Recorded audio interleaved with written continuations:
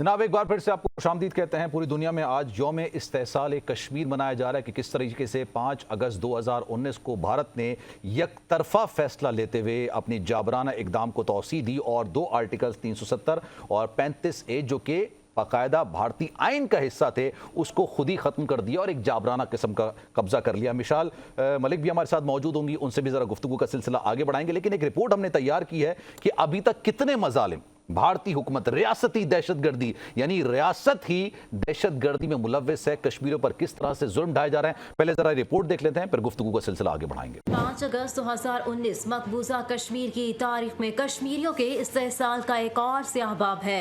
मकबूजा कश्मीर में भारतीय नाजायज कब्जे और मजलूम कश्मीरियों पर जबरो इस्तिबदाद की एक तवील तारीख है। 5 साल कबल भारत ने नाजायज और गैर आईनी इकदाम करके मकबूजा कश्मीर की खुसूसी हैसियत खत्म की।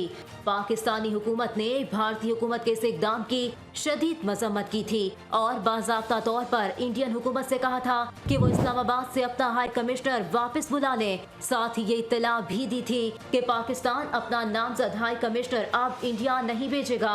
पाकिस्तान की जानिब से सिफारती ताल्लुकात महदूद करने और दो तरफा तिजारत मुअत्तल करने के अलावा तमाम दो तरफा मुआहदों का असर नौ जायजा लेने और हर साल 5 अगस्त को यौम इस्तेसाल कश्मीर मनाने का फैसला किया गया था।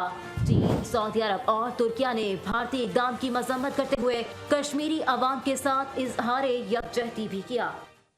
जनाब, रिपोर्ट आपने मुलाहिजा की, दुनिया में अगर कोई भी खित्ता, कोई भी इलाका जिसको सबसे ज़्यादा कहते हैं ना कि मिलिटराइज किया गया है, जहाँ पर सबसे ज़्यादा फौजी उतारे गए हैं, जहाँ पर 2 लोगों पर एक फौजी तैनात किया गया है, वो इलाका कोई और नहीं है बल्कि मकबूजा कश्मीरी है। वहाँ पर जिस तरह से लोग ज़िंदगी गुजार रहे हैं, जिस तरह से अपनी आज़ादी के लिए जद्दोजहद कर रहे हैं, वहाँ पर लोग बाहर निकलने और अंदर जाने के लिए भी भारतीय फ़ौज उनसे तलाशी लेती है, अपने घर अंदर दाखिल होने के लिए और बाहर निकलने के लिए भी उनसे तलाशी ली जाती है। मिशाल मलिक ने इस हवाले से क्या कहा है, ज़रा उनकी गुफ्तगू सुन लेते हैं, फिर आगे बढ़ेंगे। मैं अपने अज़ीज़ हम वतनों, पाकिस्तानियों और कश्मीरियों से ये अपील करना चाहती हूँ कि 5 अगस्त 2019 को हिंदुस्तान ने जो कोरोना एक्ट किया, जिसके तहत हम सब कश्मीरियों को रेफ्यूजी बना दिया अपनी ज़मीन पे और 50 लाख इंडियंस को, पब्लिक को वहाँ पे सेटल किया और हमें अपने घरों से बाहर निकाल के यरगमाल किया और कंसंट्रेशन कैंप्स में शिफ्ट किया। क्या नहीं किया कश्मीरियों के साथ, जेनोसाइड किया जा रहा है। हमारे अजीम रहनुमाओं को शहीद कर दिया गया, चाहे वो गिलानी साहब हों, चाहे अशरफ सराई साहब हों, और अब यासीन साहब को फांसी घाट चढ़ाने की पूरी जो है कोशिश की जा रही है की सरकार की तरफ से। और 8 अगस्त को उनकी हेयरिंग है। मैं अपील करती हूँ सारी पाकिस्तानी और कश्मीरी कौम से कि आप लोग बाहर निकलें 5 अगस्त को और दुनिया को ये मैसेज दे दें कि कश्मीरी कौम जो है वो इकट्ठी है और पाकिस्तानी उनके साथ हैं। और हम ये अनएक्सेप्टेबल है, ये इलीगल यूनिलैटरल जो वॉरफेयर और लॉफेयर हिंदुस्तान ने किया है कश्मीरियों को कब्रों के अंदर जिंदा जो दरगोर करने का, हम इसको रिजेक्ट करते हैं और कश्मीरी कौम के साथ सांस के साथ जो है हम उनके साथ जो है धड़कनें हमारी उनके साथ हैं, हमारे दिल उनके साथ हैं और हमारी आवाज़, हमारी हर कैपेबिलिटी जिसके थ्रू हम दुनिया के सामने उनकी आइज़ और ईयर्स हैं, हम उनका पैगाम दुनिया तक पहुंचाएं। बिल्कुल, हमारी भी कोशिशें, हमारी भी दुआएं कश्मीरियों के साथ हैं कि उनको भारतीय तसल्लुस से आज़ादी मिले, जल्द आज़ादी मिले, क्योंकि ये जबर की रात है और ये रात जल्द ख़त्म होगी, सूरज तुलू होगा और वो आज़ादी का सूरज होगा कश्मीरियों के लिए। इस पर ज़रा बात करते हैं। हामिद खान साहब अल-मशरकी इस वक्त हमारे साथ मौजूद हैं, दिफाई तज़कियाकार हैं, उनसे ज़रा गुफ्तगू का सिलसिला आगे बढ़ाते हैं। खान साहब, thank you so much for your time. ये बताइएगा, जब ये 5 अगस्त तकरीबन आप समझ लें 5 साल पहले की बात है, 2019 को ये जब फैसला किया गया था, तो एक रऊनत के अंदर, एक गुरूरियत के अंदर, एक तकब्बुराना अंदाज में कहा गया था कि 48 घंटे के अंदर ही सूरत हाल बेहतर हो जाएगी। वो आज तक 48 घंटे पूरे नहीं हो सके। भारत को मजीद मुश्किलात का सामना कश्मीरियों के हवाले से करना पड़ रहा है, मजीद ज्यादा मुज़ाहमत का सामना करना पड़ रहा है। कैसे देखते हैं सर ये सारी सूरत हाल आप? दुनिया में कभी भी ऐसे नहीं हुआ कि इस अंदाज में बैनुल-अक़वामी क़वानीन की धज्जियां उड़ाई जाएं और एक मुतनाज़ा और मकबूजा इलाके के ऊपर इस तरह ज़बरदस्ती से उसको किसी भी मुल्क में ज़बरदस्ती शामिल किया जाए। और हम सब ये जानते हैं कि जो 70-80 लाख कश्मीरी है वो किसी हालत में भी भारत की बालादस्ती या भारत की हुक्मरानियत कबूल नहीं करेगा। मैं समझता हूँ कि मोदी की ये फाशिस्ट हुकूमत की खाम ख्याली थी कि वो 50-60 लाख जो है वो डोमिसाइल दे देगा और अपना जो जिस अंदाज में उसने कत्लो गारत की और 8 लाख लाख फौजी ला के बिठाए हुए हैं, उससे शायद वो कश्मीरियों के जो जद्दोजहद की आज़ादी का जज्बा है उसको कम कर सके। हकीकत ये है कि आज पूरी दुनिया जानती है कि तमाम बैनुल-अक़वामी कवानीन की धज्जियां उड़ाने के बावजूद, तमाम दुनिया में तशद्दुद के तरीके अपनाने के बावजूद, औरतों की असमत दरी, घरों का जलाना, बागों का तबाह करना, घरों की तबाही करना, इस सब के बावजूद मोदी की फासिस्ट हुकूमत मुकम्मल तौर पर नाकाम हो गई है कश्मीर पर अपना कंट्रोल करने में। हमने देखा कि पिछले 1.5 महीने में किस अंदाज में 40 से जायद जो कश्मीरी जो वहां पर जो काबज फौज है कश्मीर में इंडिया की, उनके किस तरह उनके फौजियों को जहन्नम वासिल किया गया क्योंकि वो काबिज हैं। देखिए, दुनिया में कभी भी ऐसे नहीं हुआ कि इस अंदाज में, इस ब्रूटैलिटी के साथ तशद्दुद किया जाए। मैं ये समझता हूं कि आज के मॉडर्न दुनिया में, आज की दुनिया में पाकिस्तान और दूसरे ममालिक को मिलकर एक बार फिर ICJ में जाना चाहिए, इंटरनेशनल कोर्ट ऑफ जस्टिस में जाकर बाकायदा मोदी की फासिस्ट हुकूमत के खिलाफ जेनोसाइड का मुकदमा करना चाहिए, जिसके तहत इनको करार वाकई तौर पर सजा दी जाए।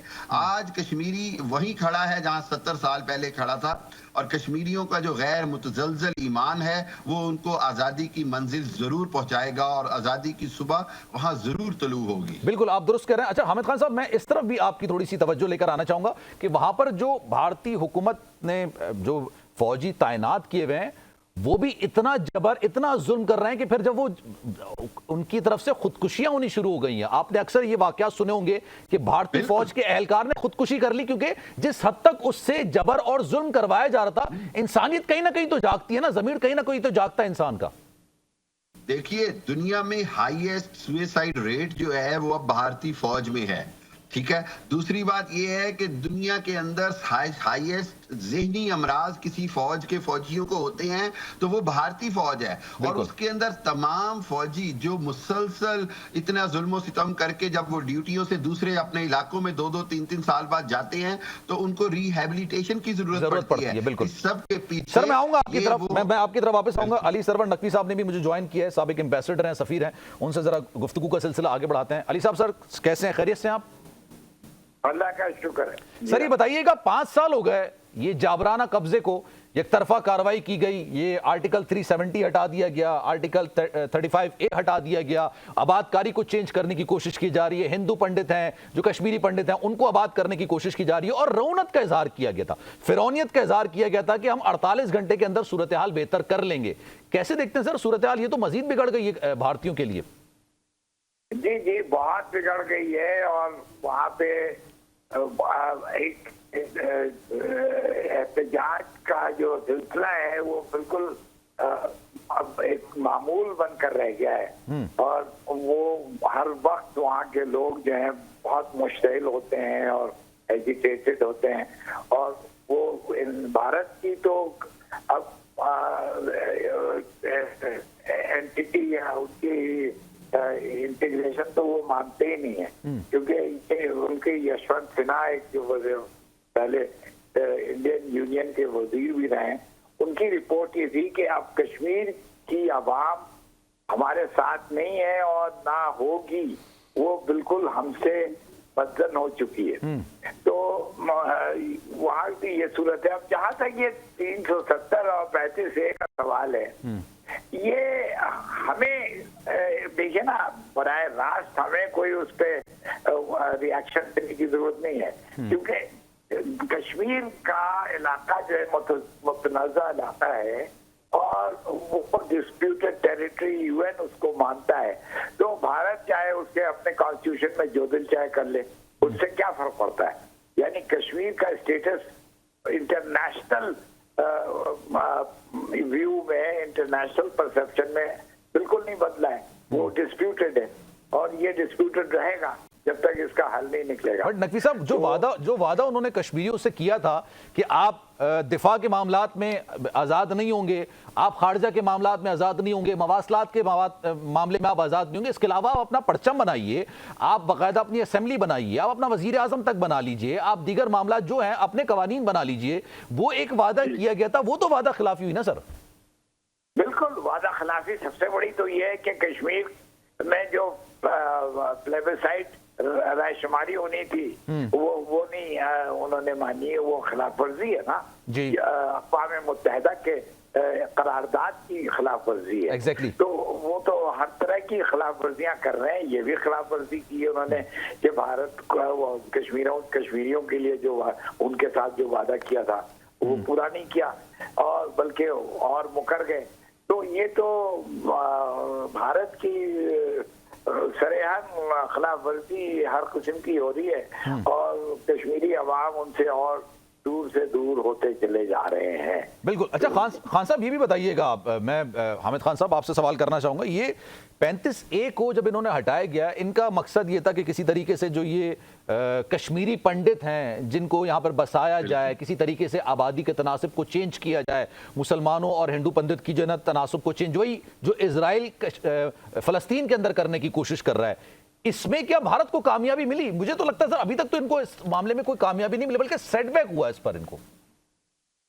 बिल्कुल ऐसे ही है। देखिए बात यह है कि गो कि इन्होंने मॉडल तो इसराइल का कॉपी करने की कोशिश की और इसके पीछे उनकी प्लानिंग भी यही थी, लेकिन इसके अंदर जो एक बहुत बड़ा सेटबैक मिला भारत को वो ये था कि जो लोकल लोग वहां पर आए आबाद होने, उनको जिस अंदाज में मैं समझता हूं कि जिस अंदाज में उनको ट्रीट किया गया, खुद भारतीय हुकूमत की तरफ से भी, खुद बहुत सारे मामलात के हवाले से भी, फिर वहां पर भी जात पात और दौलत और उसका फर्क रखा गया। उसके बाद यह देखा गया कि उन्होंने देखा कि जो लोकल कश्मीरी है वो अपना कारोबार जो कर रहा था उसका कारोबार तक तबाह कर दिया गया है, उसका रिस्क खत्म कर दिया गया है। इस सारे हवाले से ये जो मंसूबा था इसे मुकम्मल तौर पर नाकाम हुआ, क्योंकि उसकी वजह बहुत सारी ये है कि हकीकत में कश्मीरियों ने बड़ी यकजहती दिखाई और कश्मीरियों ने वो गलती नहीं की बदकिस्मती से जो 1940s में फलस्तीनियों ने की, यानी अपनी जमीनें बेची, जायदादें बेची। फलस्तीनियों से ये सबक कश्मीरियों ने सीख लिया कि ना जायदादें बेची ना कारोबार में हिस्से दिए। उसके नतीजे में आपने देखा कि मोदी की फाशिस्ट हुकूमत ने सरकारी इमलाक और सरकारी जमीनों पर जबरदस्ती उनको लाकर बिठाने की कोशिश की, जिसके नतीजे में खुद कश्मीर की जो कठपुतली हुकूमत थी वो भी अदालत में चली गई, और फिर दिल्ली में कॉन्फ्रेंस भी इनकी नाकाम हुई जो इन्होंने कश्मीरी नाम नेहाद लीडरशिप को बुला के की। मेरा ख्याल ये है कि सबसे अहम पहलू इसमें यही था कि जो कश्मीरी जो श्रीनगर, बारामूला, कुपवाड़ा सब जगह का जो कश्मीरी है उसने जो यकजहती दिखाई कि किसी सूरत भी कारोबार और जमीनें नहीं बेची, उसके नतीजे में मैं समझता हूं कि ये बहुत बड़ी जो डेमोग्राफिक तब्दीली लाने की साजिश थी वो बुरी तरह नाकाम हुई। और एक और चीज भी था ना खान साहब, ये भारत जो है वो जमहूरियत का अलंबरदार है, चैंपियन बनता है, लेकिन आप ये देखिए कि इनकी अपनी रियासतों के अंदर नक्सल्स हैं जो कि आज़ादी के लिए उनसे जंग लड़ रहे हैं। इसके अलावा अगर आप भारतीय फौजियों की खुदकुशी की बात करेंगे तो गालिबन शायद पूरी दुनिया के अंदर ही पहले नंबर पर आते हैं जो कि खुदकुशी कर रहे हैं, इनके अपने अहलकार खुदकुशी कर रहे हैं। तो इनकी जमहूरियत का तो चेहरा यहीं पर बेनकाब हो जाता है।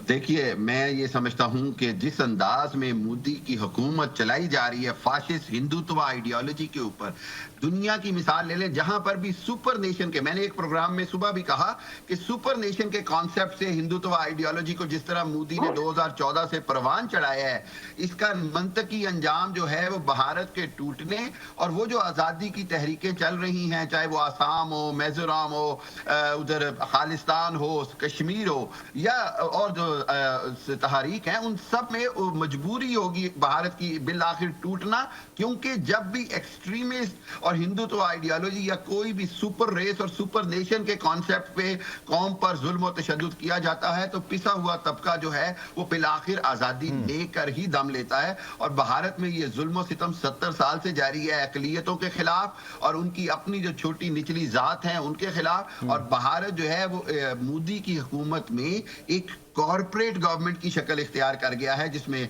अंबानीज, एडानीज और बिरलाज एंड टाटास की हुकूमत है जो कि सारे मोदी को इसलिए सपोर्ट करते हैं कि वो उनके कैपिटलिज्म को सपोर्ट कर रहा है। हमें ये देखना होगा कि ये जो मोदी की हुकूमत हिंदुत्व के नाम के ऊपर जिस अंदाज में खुद अपने 1.5 अरब आवाम का इस्तेसाल कर रही है, उसमें 25 करोड़ से ज्यादा मुसलमानों का इस्तेसाल कर रही है, 16 करोड़ से ज्यादा सिखों का इस्तेसाल कर रही है, 8.5 करोड़ से ज्यादा ईसाइयों का इस्तेसाल कर रही है। इस सारे इस्तेसाल का नतीजा जो है वो यही होगा, मंतकी अंजाम जो है वो भारत का बड़ा करीब है। और मैं ये समझता हूं कि अगर कोई भी भारत को मौजूदा हालात में आलमी अदालत में ले जाए तो वो जो मंतकी अंजाम है वो बहुत जल्द अपने अंजाम को पहुंचेगा। और यही मैं समझता हूं कि तारीखी तौर पर मैंने एक दो जगह कहा कि मोदी को इंडिया के गोरबाचौफ के तौर पर याद किया जाएगा, जिस हालत में मोदी ने इंडिया को आज पहुंचा दिया है। बिल्कुल।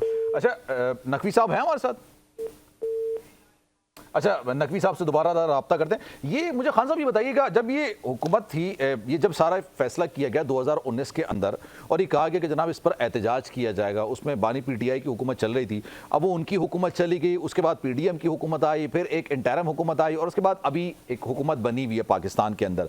उस तरीके से इस मामले को पूरी दुनिया के अंदर उजागर किया जितना करना चाहिए था? नहीं, मैं इससे माजरत के साथ इख्तिलाफ करूंगा। मैं ये कहूंगा कि पाकिस्तान ने सफारती तौर पर कोशिश तो बहुत की, लेकिन एक बहुत बड़ा मौका था जो इसको बहुत बेहतर तरीके से किया जा सकता था। क्योंकि मेरी पीएचडी है इंटरनेशनल रिलेशंस में और जो तस्वीराती अमूर हैं यानी स्ट्रेटेजिक अफेयर्स, मैं ये समझता हूं कि पाकिस्तान की तमाम हुकूमतों ने अगर इससे बेहतर पॉलिसी अपनाते, चाहे वो पीटीआई की हुकूमत थी, इंटरिम हुकूमत थी या दूसरी पीडीएम की हुकूमत थी, शायद भारत को मजीद कटहरे में खड़ा किया जाता। सबसे अहम मामला ये था जो मैं बार बार कहता हूं कि काश पाकिस्तान मिलकर कोई G8 की तर्ज पर कोई M8 टाइप का मुसलमानों के 7-8 ममालिक का एक प्लेटफॉर्म बनाए, जिसमें ताकतवर मुसलमान 7-8 ममालिक इकट्ठे होकर मुसलमानों के मसाइल के हल के लिए एक मौक़िफ़ अपनाएं। हम OIC पे बदकिस्मती से सबको 54 ममालिक को इकट्ठा नहीं कर सकते, ये हकीकत हमें समझ आ गई है। तो उसका नतीजा ये होता है कि आप एक छोटा ताकतवर ब्लॉक बनाते हैं और उस ब्लॉक में तुर्की, ईरान, कतर, सऊदी अरब, दुबई, मिस्र, पाकिस्तान, इंडोनेशिया, मलेशिया को शामिल किया जाए और एक ऐसा ताकतवर प्लेटफॉर्म इन बनाया सबको जाए। तो साथ बिठाना भी तो मुश्किल है ना खान साहब?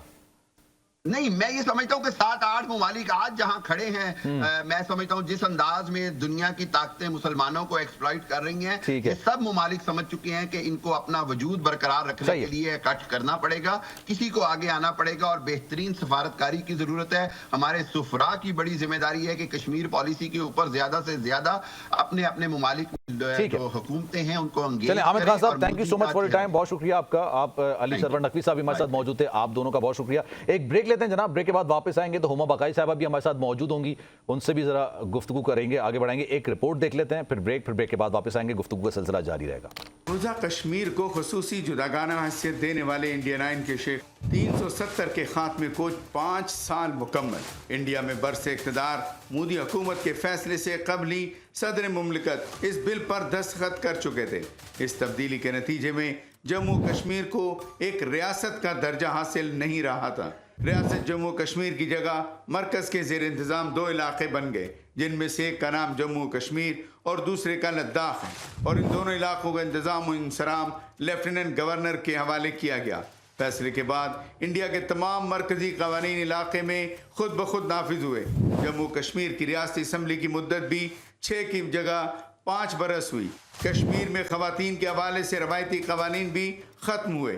आर्टिकल 370 के तहत रियासत को अपना आइन बनाने, अलग परचम रखने का हक दिया गया था, जबकि इंडिया के सदर के पास रियासत का आइन मुअत्तल करने का हक भी नहीं था। इस आर्टिकल के तहत दिफा, मफासलात और खारजा अमूर के अलावा किसी और मामले में मरकजी हुकूमत या पार्लिमान रियासत में रियासती हुकूमत की तौसीक के बगैर इंडियन कवानीन का इतलाक नहीं कर सकती थी। आर्टिकल 370 के खात्मे के साथ ही आर्टिकल 35 से भी खत्म हो गया। इस कानून की रूह से जम्मू कश्मीर के हदूद से बाहर किसी भी इलाके का शहरी रियासत में गैर मनकूला जायदाद का मालिक नहीं बन सकता था, यहाँ सरकारी नौकरी हासिल नहीं कर सकता और ना कश्मीर में आज़ादाना तौर पर सरमायाकारी कर सकता है। ये कवानीन डोगरा महाराजा हरी सिंह ने 1927 से 1932 के दरमियान मुरतब किए थे और इन्हीं कवानीन को सन 1954 में एक सदारती हुक्मनामे के जरिए आईन हिंद में शामिल कर लिया गया था।